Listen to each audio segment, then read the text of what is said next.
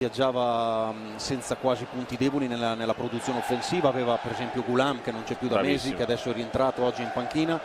Così come si sente il fischio dei doveri che fa cominciare la sfida con il lancio che di solito effettua Koulibaly da parte di Vlad Chiriches. Ansaldi di testa, mette giù il pallone qua dentro per Zielinski, la recupera ancora Insigne che prova il destra a giro, ti rimbalza troppo alta, non trova lo specchio della porta. Però bella questa giocata la vediamo. 1-2. Taglio di Insigne, palla per Mertens che va da Insigne in area di rigore, Insigne al volo, che giocata del Napoli. Quarta palla consecutiva giocata così. Zielinski contropiede per il Torino, Niang in percussione, Niang fa tutto da solo, non serve Ljajic e sbaglia il sinistro. Si chiede a capire i meccanismi della linea difesa di Sarri.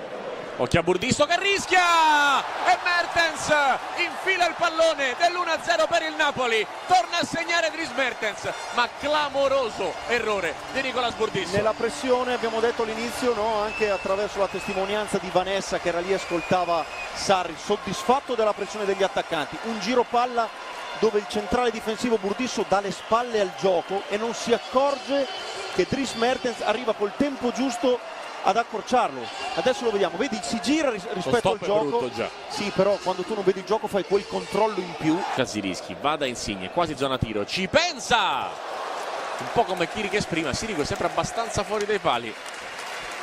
Se stesso a trovare altre soluzioni. Bel lavoro di Ljajic che va dentro da Baselli in area di rigore, sinistro deviato e palla in porta. All'improvviso il Torino fa 1-1 prima del cambio di Belotti. Baselli con deviazione, pareggia il San Paolo. Ma perché ha giocato al calcio, ha fatto girare la palla, il Napoli non ha pressato bene ma non è nemmeno stato bravo a difendere facendo densità e quindi con un accompagnamento adeguato in avanti c'è stata una soluzione in più. La soluzione è stato l'inserimento di Baselli che è arrivato a concludere, poi c'è stata la deviazione, però l'idea di calcio è proporre non solo con un giocatore. Chiriches stampa il sinistro sul palo, sta benissimo Arkadiusz Milik, lo si vede in ogni suo ingresso in campo. Il pallone Allan lo offre a Callejon, arriva in sovrapposizione Usai, pallone al limite, Hamsik appena entrato, destro 100 gol in Serie A di Marek Hamsik, un grandissimo gol, quello del 2-1, tiene vivo il Napoli con il gol numero 100 in Serie A, di nuovo a -4, Marek Hamsik fa esplodere il San Paolo. Si è presentato in campo senza chiedere permesso, la prima conclusione è stata fatta dopo il palo colpito da Milik e ha tirato in curva, poi dopo stavolta il pallone l'ha messo dentro i pali, perché guarda il movimento di Milik.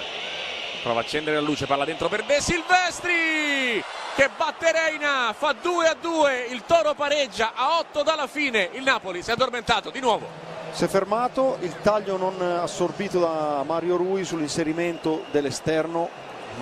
Il Torino lavora con i due esterni molto aperti che poi in una situazione di palleggio e di dominio arrivano ad attaccare la porta, perché questo è il compito degli esterni quando giochi con una difesa 3. De Silvestri uno che ha già fatto diversi gol, perché mi sa che questo è il quarto quest'anno. Assolutamente sì.